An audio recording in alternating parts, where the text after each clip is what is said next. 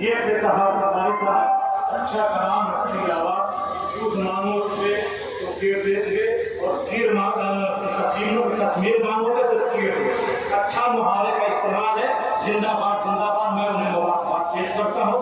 अच्छा अच्छी आवाज के लिए जाने जाते हैं। आइए हमारे प्रदेश में सिर्फ 3 बड़े नाम आ गए हैं, एक गोपालगंज था और कोमल। मैं चाहता हूँ कि गोपालगंज के मशहूर मारूफ साहब आमिर दिलकश फरमाद की दुआएं और अपने कलाम से सबको मारूफ फरमाद आमिर दिलकश।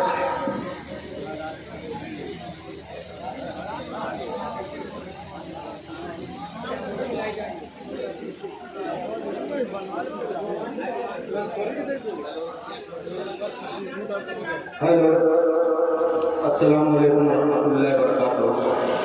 देखिए वक्त बिल्कुल अपने मेहमान खानों को मुझे अपना वक्त देना है।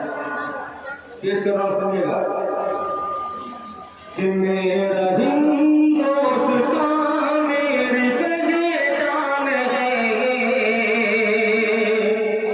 ये तिरंगा मेरी जान मेरी शान है। मेरा हिंदुस्तान मेरी पहचान है, ये तिरंगा मेरी